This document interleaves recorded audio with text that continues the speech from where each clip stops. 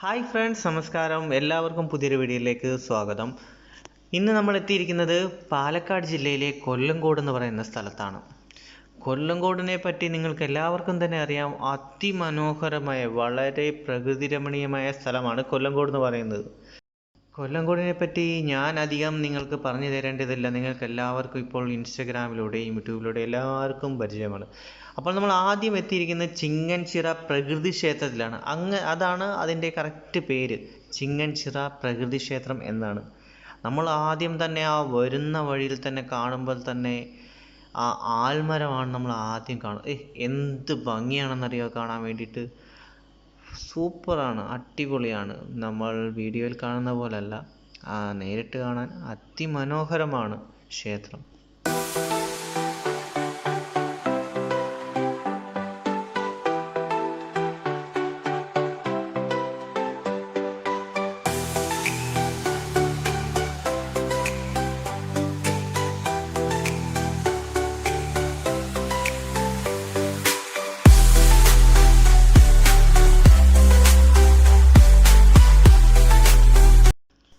ചിങ്ങൻചിറ ക്ഷേത്രത്തിന് വേറൊരു പേര് കൂടിയുണ്ട്. കറുപ്പസ്വാമി ക്ഷേത്രം എന്നാണ് ചിങ്ങൻചിറ ക്ഷേത്രത്തെ അറിയപ്പെടുന്നത്.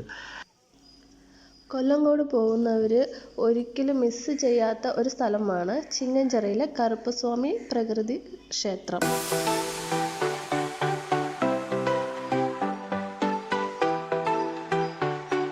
വീട് പണി തടസ്സമില്ലാതെ നടക്കാനും കുട്ടികളില്ലാത്തവർക്ക് തൊട്ടിൽ വടിവത്തിൽ തൊട്ടിൽ കെട്ടാനും അതുപോലെ ശരീര രീതിയിൽ എന്തെങ്കിലും പ്രശ്നം ഉണ്ടെങ്കിൽ ആൾരൂപം വെക്കാനും പ്രത്യേകിച്ച് ഈ അമ്പലത്തിലൊരു വഴിപാടാണ്.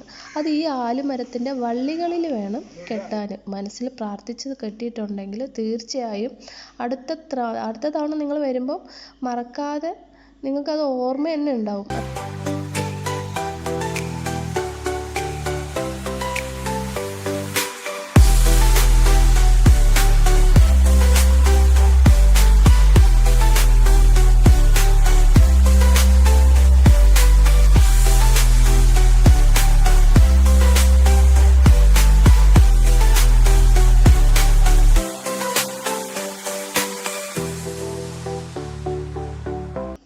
പ്രകൃതി മൊത്തമായി ആരാധിക്കുന്ന കറുപ്പസ്വാമി ക്ഷേത്രവും ആ പ്രതിഷ്ഠയും നല്ലൊരു മനസ്സിൻ്റെ ശാന്തവും തണലും തരുന്നൊരു അമ്പലമാണ്.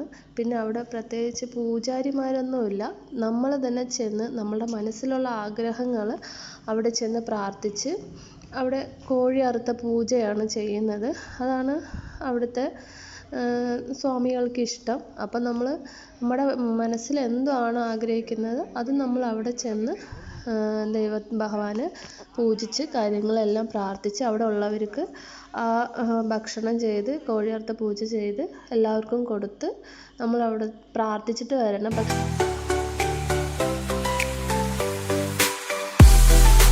അടുത്ത് നമ്മൾ ചെല്ലൻചേട്ടൻ്റെ ചായക്കടയിലാണ് എത്തിയിരിക്കുന്നത്.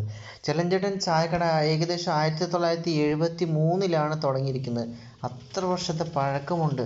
എപ്പോഴും ഇപ്പോൾ നല്ല തിരക്കാണ് ചായക്കടയിൽ. എപ്പോൾ വന്നാലും നല്ല തിരക്കാണ്.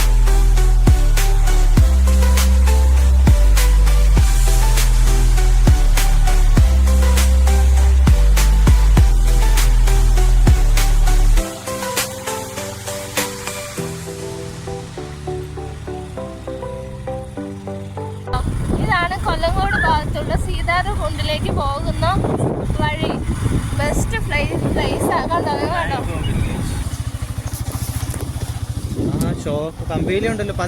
പന്നികളൊക്കെ ഉണ്ട്, ഇഷ്ടംപോലെ പന്നികളുണ്ട്. പുലിയും സിംഹവും മാത്രമേ ഇറങ്ങാത്തുള്ളൂ, പക്ഷെ ആന വരയ്ക്കുണ്ട്. ഞങ്ങൾ ഏകദേശം ആ മലയുടെ അടുത്ത് എത്താറായി. ഗൈസ് നോക്കൂ ഗൈസ്, വെയിലാണെങ്കിൽ പോലും ഇവിടെ എന്തൊരു സുഖം. അന്തരീക്ഷം സൂപ്പർ സെറ്റപ്പാണ്. കണ്ടോ, വഴികളും മലകളും, നല്ല മാമ്പഴപ്പുളിശ്ശേരി വയ്ക്കാൻ നല്ല മാമ്പഴം കിട്ടുന്ന സ്ഥലമാണ്. നിങ്ങൾ കണ്ടോ, ഇവിടെ ഇഷ്ടംപോലെ പന്നികളുണ്ട്. കണ്ടോ, അമ്പയിലേക്ക് ഇട്ട് അങ്ങ് മുറുക്കി വെച്ചിരിക്കുകയാണ്. ഇത് നോക്കൂ, ഇതിൻ്റെ മുകളിലേക്ക് പോകാൻ കൊതിയാ തോന്നുന്നു, പക്ഷേ ഈ വെയിലത്ത് നമുക്ക് പോകാൻ പറ്റത്തില്ല. അടുത്ത നമ്മൾ സീതാർകുണ്ട് വെള്ളച്ചാട്ടത്തിലേക്കാണ് പോകാൻ പോകുന്നത്. വെള്ളരിമേട് മലനിരകളൊക്കെ അങ്ങനെ കണ്ട് ആസ്വദിച്ച് സീതാർകുണ്ടിലേക്ക് നമ്മൾ പോവുകയാണ്. സീതാർകുണ്ടിലേക്ക് കുറച്ച് ദൂരം നമ്മൾ നടക്കേണ്ടതായിട്ടുണ്ട്. അധികം ദൂരമില്ല, ഏകദേശം 1 കിലോമീറ്റർ 1.5 കിലോമീറ്റർ നടക്കേണ്ടതായിട്ടുണ്ട്. അങ്ങോട്ടേക്ക് ബൈക്കൊന്നും പോയില്ല, നമ്മൾ നടന്ന് വേണം പോകാൻ വേണ്ടി.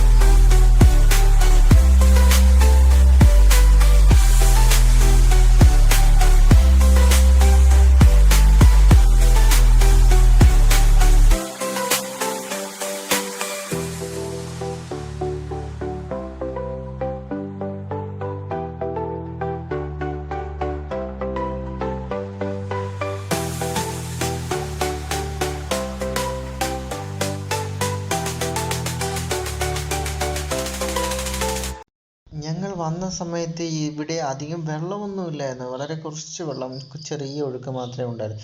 എങ്കിലും സഞ്ചാരികൾ, അതായത് ഇവിടെ കാണാൻ വരുന്ന ആളുകൾ ധാരാളമായിട്ട് വന്നു കൊണ്ടേയിരിക്കുന്നുണ്ടായിരുന്നു.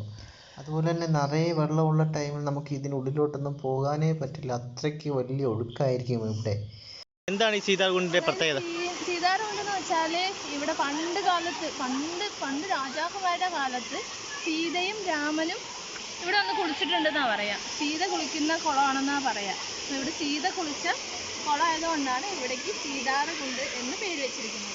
അതെ, കണ്ടോളൂ, നോക്കൂ. അപ്പൊ 5 മണിക്ക് ശേഷം ഇവിടെ വരാൻ പാടില്ല എന്നാ പറയാ. 5 മണിക്ക് ശേഷം ആരും വരാൻ പാടില്ല ഇവിടെ. അതെന്താണ് അങ്ങനെ പറയുന്നത്? ആ സമയത്ത് സീത കുളിക്കാൻ വരുന്നാ പറയാ. അതെ, അത് എവിടാ സീത കുളിക്കാൻ വരുന്നേന്നാ പറയണേ? അതിന്റെ അകത്തോട്ട് പോയി കഴിഞ്ഞാൽ സീത കുളിക്കുന്ന ഭാഗം കാണാൻ പറ്റും.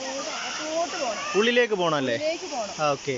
പക്ഷെ ഈ സമയത്ത് ഇവിടെ വെള്ളം കുറവാണ് ഇപ്പോൾ അല്ലേ? ഇല്ല, എപ്പോഴും ഇവിടെ വെള്ളം ഉണ്ടാവും. അപ്പോൾ പക്ഷെ ഇപ്പൊ വെള്ളം തീരെ കുറവാണല്ലോ. ആണെങ്കിലും ആ ഒരു സമയത്ത് എന്താ പറയാ, ഈ വെള്ളം വറ്റാറില്ല, വെള്ളം വറ്റത്തില്ല. അതാണ് ഇതിന്റെ ഒരു പ്രത്യേകത.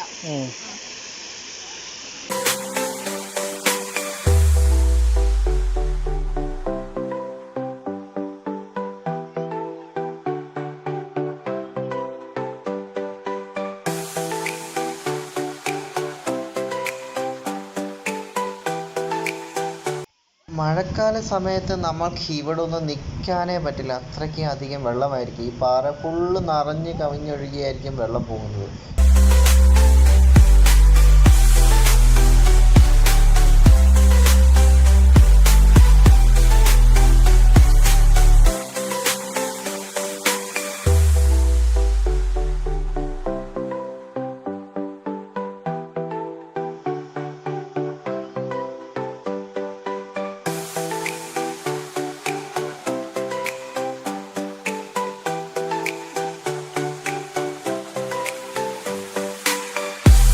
അതുപോലെ തന്നെ ഫിഷ് പെഡിക്യൂറിന് വേണ്ടിയിട്ട് നിങ്ങൾ വേറെ എങ്ങും ക്യാഷ് ചിലവാക്കി ഒന്നും പോകണ്ട, നേരെ ഇങ്ങോട്ട് വന്നാൽ മാത്രം മതി. നല്ല നാച്ചുറൽ ആയിട്ടുള്ള ഫിഷ് പെഡിക്യൂർ നമുക്കിവിടെ കിട്ടും. അതാ വെള്ളത്തിനാണെങ്കിൽ എന്ത് തണുപ്പാണെന്നറിയോ, നമ്മൾ ഫ്രീസായി പോകുന്ന അത്ര തണുപ്പാണ് ആ വെള്ളത്തിന്. അതുപോലെ തന്നെ നാച്ചുറൽ ഫിഷ് പെഡിക്യൂറിന് വേണ്ടിയിട്ട് നമ്മൾക്ക് ഇവിടെ വന്നാൽ മതി.